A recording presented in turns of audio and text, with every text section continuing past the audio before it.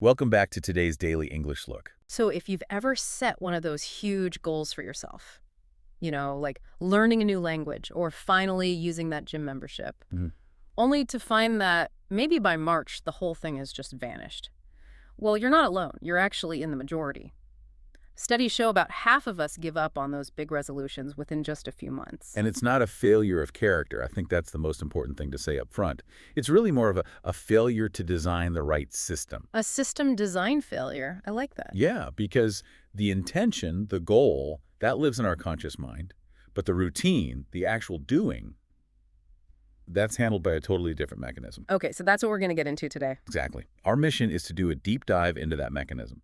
We're talking about the two fundamental brain systems that govern how habits get formed. And how we can, I guess, work with them instead of against them. Precisely. How to sort of manipulate these systems to make change stick without relying on sheer brute force willpower. And it all comes back to one key chemical. Let me guess. Dopamine. It's always dopamine, that little hit of pleasure that reinforces an action and tells your brain, hey, do that again. Okay, so let's unpack these two systems. It's kind of like having two different types of software running in your brain, right? That's a perfect analogy. So deep inside, you've got the basal ganglia system. The operating system. The operating system, exactly. It's automatic, it's super efficient, and it just loves these simple stimulus response loops. So the morning alarm goes off. That's the stimulus. That's the stimulus, and the basal ganglia just executes the whole script. Okay. Get up, stumble to the shower, turn on the coffee maker. Each tiny part of that chain delivers a little dopamine hit. So it reinforces the routine itself, not the end goal. Yes. But then on top of that, you have the other system, the cortex. The application software, the part that's actually thinking. The goal-directed part, yeah. It lives on the outer layer of the brain, and its dopamine reward isn't for the little steps. It's for consciously and deliberately finishing a task you set out to do. Okay, so if my basal ganglia is my autopilot for my morning commute, what happens when I hear on the radio that my usual highway is completely shut down? Right. Well, that's when the cortex, the CEO, has to step in and override the autopilot.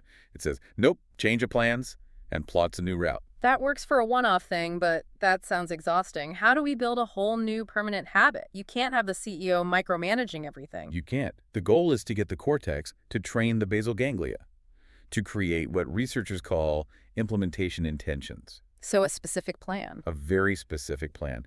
And the research from folks like Ike Bobang and his colleagues at Trinity College Dublin really shows this. The most successful changes aren't about more willpower. They're about what? Engineering the environment, changing that stimulus response loop so the automatic brain has a new, better script to run. So we're not fighting our brains, we're retraining them. If the basal ganglia loves repetition, how do we start feeding it the right new habits? It's all about repetition. At first, the new habit feels, effortful. It takes conscious thought. It takes up mental energy. A lot of it. We call that cognitive load.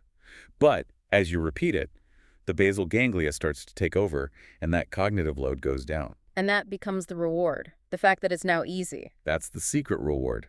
By making the new habit automatic, you're freeing up your mental energy for more important things, like solving complex problems. Okay, but what about reinforcement? I mean, with some goals, like learning a language, the big payoff fluency is months or even years away. That is a huge problem for the brain. That's why you need small, consistent, immediate reinforcement. You have to manufacture the dopamine hit. You have to. It's why fitness apps give you a little digital badge, or why language apps give you XP for a 5-minute lesson. They're supplying that instant reward to keep the autopilot engaged while you wait for the big one. Which also means we can break a bad habit by doing the opposite, by removing the stimulus, right? Absolutely. The simplest trick is to just remove the familiar cue. The sources even note that something as drastic as moving house is weirdly effective at breaking old habits. Though, maybe don't call the removal company just to stop checking your phone so much. Right.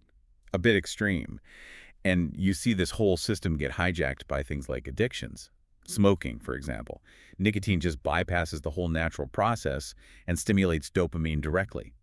It's the ultimate cheat code for the brain's reward system. So bringing this all back home, for someone listening who wants to make a lasting change, what is the ultimate takeaway here? Well, the science is pretty clear that you do still need that initial spark. You need that good old-fashioned willpower to start, to set that new implementation intention. But not to sustain it. But not to sustain it. To sustain it, you need to become an engineer for your own mind. You have to systematically train your autopilot to take over the job. Okay, so since the whole point of habits is to reduce that cognitive load and free up your precious mental energy, here's a final thought for you to take with you.